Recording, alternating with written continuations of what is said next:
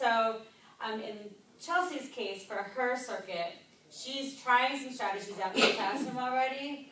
So she can start saying, oh, well, we noticed in the classroom, if we hold his hand to walk outside, that it works, you know, or we show him our schedule of the day, and that seems to help him calm down. So there's some strategies that you're already doing in the classroom. You can start to introduce that to families. And again, I love that you brought up don't overwhelm, because I do this to Chelsea all the time. I get really excited and have a lot of ideas. Right, Chelsea? She takes it so well. And we don't want to overwhelm them. So again, like you were saying about the list of behaviors. So don't do what I do.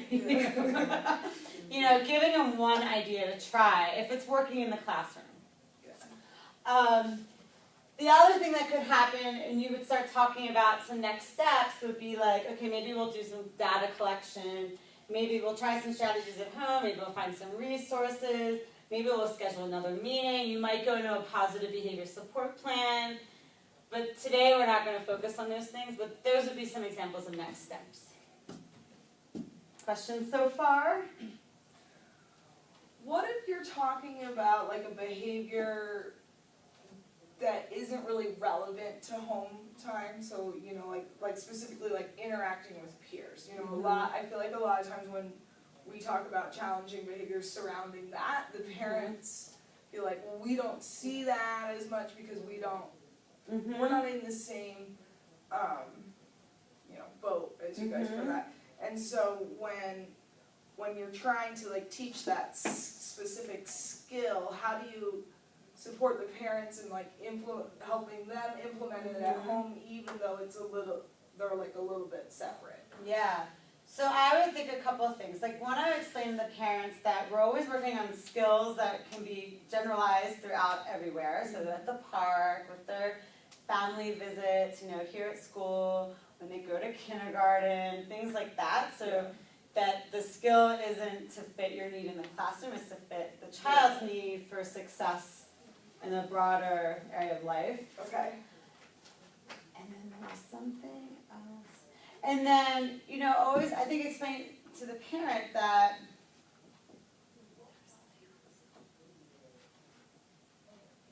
like, would you talk about like at that point like model, like finding like common terminology and things that like the parents and the teachers can still do the same even though maybe the situation isn't exactly the same? Like talking about like safety rules and expectations and using things like that. Yep, you also might suggest to the family, so it's good to give them that information of like some of the practices, some of the resources and things that you use in the classroom, and it might also be good to support the family in ideas around like play dates, and you know, maybe if they don't have outside relationships at school, maybe you can help the mom and dad to build some, you know, thinking about the map, you know, building some relationships for them and setting up those opportunities. And I think, again, it's going back to focusing on, and these are one of the big pointers, not what do you need as a teacher, not what does the classroom need, but what the child needs. You know, not like what the parents doing wrong, you know, but what are their needs? Do you see that difference? Because no matter what, it's going to be used in all areas of their life, even if they don't have the opportunity right now. Okay. Is that helpful? So in your handouts are the do's and the don'ts. And so this is a really great guideline thinking about what you can talk about, how to talk with families about problem behaviors, what are the things that are great to do and ways to start those conversations, and what are the things that you want to stick away from. So maybe just take a minute and look at that, and if there is actually in your handouts a bigger version of this, it looks like this. So take a minute to look at that and tell me if there's something that jumps out of you. So everyone can like think of one, see like one thing, like, oh yeah, good point. Or oh, I've seen that. Or oh, I've done that.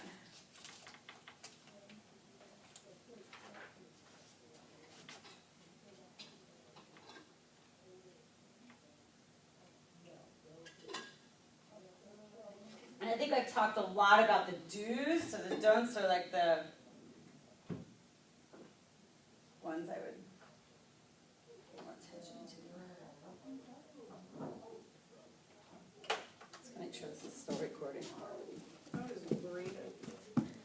visit? Yeah. That was just a really long second. I was like, to see the timer move.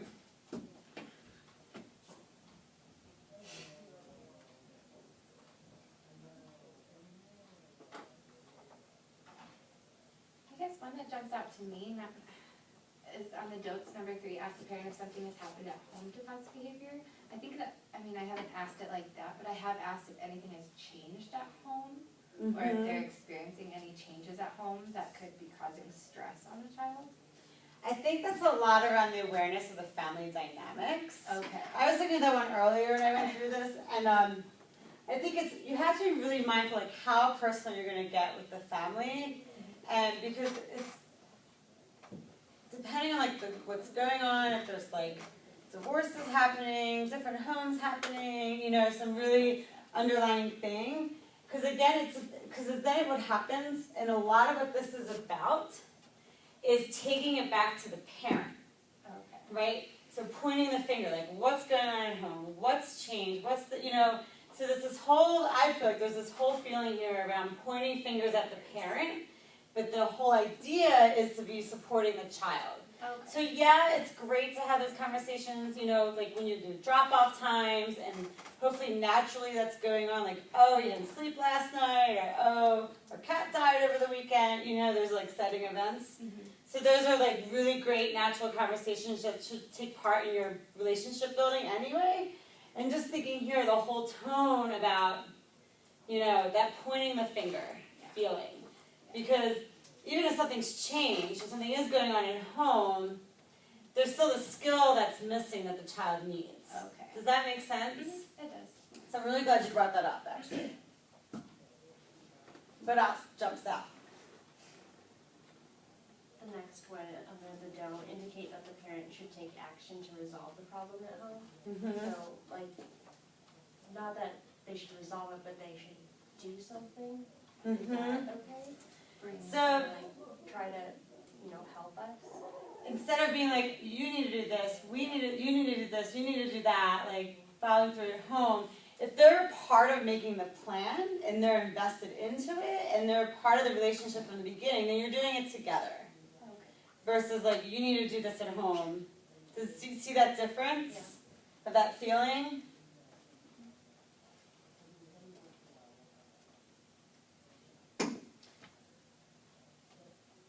I was part of a program once where, I mean, there was a lot of expectation on the parent on things that they had to do at home, and it was pretty hot, pretty big. Like they had to do a lot of things at home to follow through when the challenging behavior was happening at home to be consistent with what was happening at school, and it was really a wrong approach. It was instead of, so when he screams, I'm not making a good example, let me think.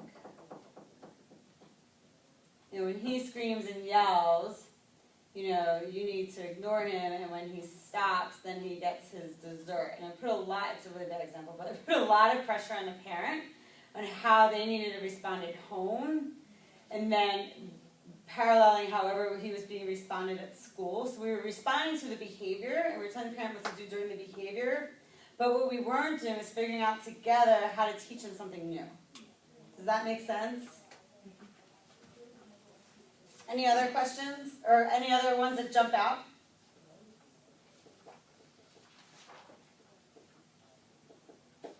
Well, I think let parents believe the child needs more discipline. I think I've found when I have these conversations with parents, sometimes that's what the parent jumps to Oh, yeah, there's another one. before, you know, like, you're not necessarily saying, like, you need to do something better, but sometimes I feel like the parents jump there first, like, okay, well, what do you want me to do? Like, should I put her in timeout? Right. Should I put her in timeout every time she does that? And the word, yeah. You know, and so, like, reminding them that, like, that's not gonna be the answer that you look for at school, and it might not be what they should do at home either. Right. And that's when you really start talking about best practices. You know, and those evidence-based practices that like we learned through implementing pyramid is the idea of, you know, discipline gets you into thinking like punishment, and it gets into that negative feeling. And instead, it's funny, I just wrote your policies about this. looking more at guidance and offering guidance, so taking the word discipline into the concept of guidance, and then again, going back to the idea of like helping them to learn the skill. So taking out all that negative feeling, I feel like that feeling, energy, stuff, no, just kidding. And, you know, reframing parents' minds. And I think that's huge, Chelsea, because, you know, parents, a lot of parents don't know this stuff. And so like that's up to us to how do we provide them those resources to change their frame of mind, you know, to get away from the timeouts, to get away from the yelling, to get away from the threats, and, you know, all those things that are all considered red flags of practices, and helping to guide them into a different perspective, you know, and not putting it on them. It's like, again, that team. So I'm really glad you brought that up. Anything else? Cool. So we're going to talk a little bit about the conversation skills, and I want to give you guys a chance to, well, I'll let you decide, because I want you to practice, but then if you have questions and discussion, and be mindful of your time. So a lot of this we talked about already a little, well, maybe not. Anyway, one thing is that practicing that acknowledge, ask, and adapt. So that's on the next page. So really, when you're having that conversation, especially those open-ended questions, you know, like, well, what are you seeing at home? You know, and thinking, it's really good to actually have open-ended questions in your back pocket, because you have those conversations with parents where they're not participating. So, you know, thinking of some creative ways to like have some open-ended questions in your back pocket to help engage families, because some families are really quiet. You know, some cultures, you know, the language different, like there's so many things to think about. But anyway, so really recognizing, you know, what their thoughts are, and this was more in the conflict resolution, but I think it still works really well for this, is thinking, acknowledging what the family's saying, repeating back what they're saying, repeating back what their perspective is, really showing that you're hearing them. That's huge. You know, asking questions, asking more questions to better understand them and their perspective, ask them what they're doing at home, ask them what they see, get those details. You know, again, when we were talking about the behavior, instead of saying, you know, oh, he gets so crazy and everyone gets annoyed, versus, well, what does that really look like? Oh, he pulls his hair, he kicks. So like getting some clarifying questions. Does that make sense? And then seeing, you know, that adapting. Like, so you guys are in this dance, in this conversation, coming to a plan together where you have the common goal. You have the agenda and a plan in place and next steps in place. Does that come back? Is that coming back to you? Mm-hmm. And then that stop, observe, understand, and listen, or maybe use OW, adopt, wait, adopt. Observe, wait, and listen. Right? So thinking about, you know, when you ask those questions and those awkward silences, because of course you're nervous.